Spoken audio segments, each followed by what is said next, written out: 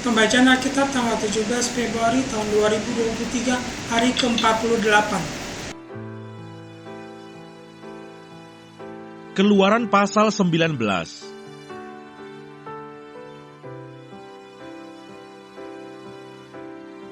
Berfirmanlah Tuhan kepada Musa, "Pergilah kepada bangsa itu, suruhlah mereka menguduskan diri pada hari ini dan besok, dan mereka harus mencuci pakaiannya. Menjelang hari ketiga mereka harus bersiap, sebab pada hari ketiga Tuhan akan turun di depan mata seluruh bangsa itu di Gunung Sinai. Sebab itu haruslah engkau memasang batas bagi bangsa itu berkeliling sambil berkata, 'Jagalah baik-baik, jangan kamu mendaki gunung itu atau kena kepada kakinya, sebab siapapun yang kena kepada gunung itu, pastilah ia dihukum mati. Tangan seorang pun tidak boleh merabanya, sebab pastilah ia dilempari dengan batu atau dipanahi sampai mati. Baik binatang, baik manusia, ia tidak akan dibiarkan hidup. Hanya apabila sangkakala berbunyi panjang, barulah mereka boleh mendaki gunung itu.' Lalu turunlah Musa dari gunung mendapatkan bangsa itu. Disuruhnyalah bangsa itu menguduskan diri, dan mereka pun mencuci pakaiannya. Maka kata Musa kepada bangsa itu, 'Bersiaplah menjelang hari yang ketiga, dan janganlah kamu bersetubuh dengan perempuan.'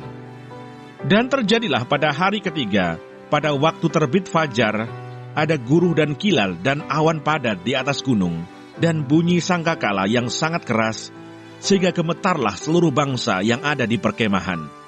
Lalu Musa membawa bangsa itu keluar dari perkemahan untuk menjumpai Allah, dan berdirilah mereka pada kaki gunung. Gunung Sinai ditutupi seluruhnya dengan asap, karena Tuhan turun ke atasnya dalam api. Asapnya membubung seperti asap dari dapur, dan seluruh gunung itu gemetar sangat. Bunyi sangkakala kian lama kian keras. Berbicaralah Musa, lalu Allah menjawabnya dalam guruh. Lalu turunlah Tuhan ke atas gunung Sinai, ke atas puncak gunung itu. Maka Tuhan memanggil Musa ke puncak gunung itu, dan naiklah Musa ke atas.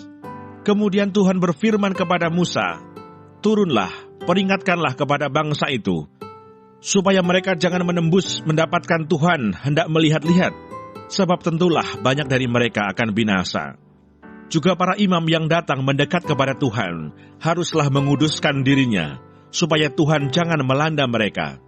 Lalu berkatalah Musa kepada Tuhan, 'Tidak akan mungkin bangsa itu mendaki gunung Sinai ini, sebab engkau sendiri telah memperingatkan kepada kami demikian. Pasanglah batas sekeliling gunung itu, dan nyatakanlah itu kudus.'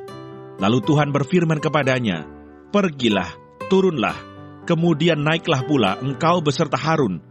Tetapi para imam dan rakyat tidak boleh menembus untuk mendaki menghadap Tuhan, supaya mereka jangan dilandanya.' Lalu turunlah Musa mendapatkan bangsa itu, dan menyatakan hal itu kepada mereka." Mazmur 2.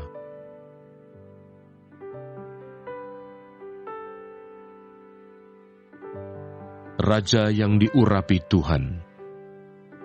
Mengapa rusuh bangsa-bangsa? Mengapa suku-suku bangsa mereka-reka perkara yang sia-sia? Raja-raja dunia bersiap-siap, dan para pembesar bermufakat bersama-sama melawan Tuhan dan yang diurapinya. Marilah kita memutuskan belenggu-belenggu mereka dan membuang tali-tali mereka daripada kita. Dia yang bersemayam di surga tertawa. Tuhan mengolok-olok mereka. Maka berkatalah ia kepada mereka dalam murkanya, dan mengejutkan mereka dalam kehangatan amarahnya. Akulah yang telah melantik rajaku di Sion, gunungku yang kudus.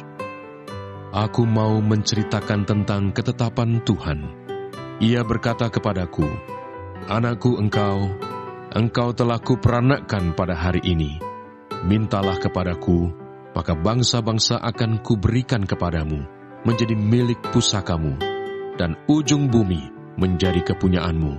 Engkau akan meremukkan mereka dengan gada besi, memecahkan mereka seperti tembikar tukang periuk. Oleh sebab itu, hai raja-raja, bertindaklah bijaksana, terimalah pengajaran, hai para hakim dunia. Beribadalah kepada Tuhan dengan takut, dan ciumlah kakinya dengan gemetar. supaya ia jangan murka dan kamu binasa di jalan. Sebab mudah sekali murkanya menyala. Berbahagialah semua orang yang berlindung padanya.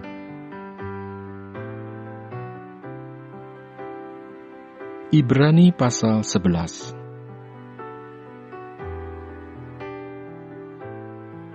Karena iman maka Musa setelah ia lahir disembunyikan selama 3 bulan oleh orang tuanya, karena mereka melihat bahwa anak itu elok rupanya, dan mereka tidak takut akan perintah raja. Karena iman maka Musa setelah dewasa menolak disebut anak putri Fir'aun, karena ia lebih suka menderita sengsara dengan umat Allah, daripada untuk sementara menikmati kesenangan dari dosa. Ia menganggap penghinaan karena Kristus sebagai kekayaan yang lebih besar daripada semua harta Mesir, sebab pandangannya ia arahkan kepada upah. Karena iman maka ia telah meninggalkan Mesir dengan tidak takut akan murka raja. Ia bertahan sama seperti ia melihat apa yang tidak kelihatan. Karena iman maka ia mengadakan Paskah dan pemercikan darah, supaya pembinasa anak-anak sulung jangan menyentuh mereka. Terima kasih. Tuhan Yesus memberkati. Amin.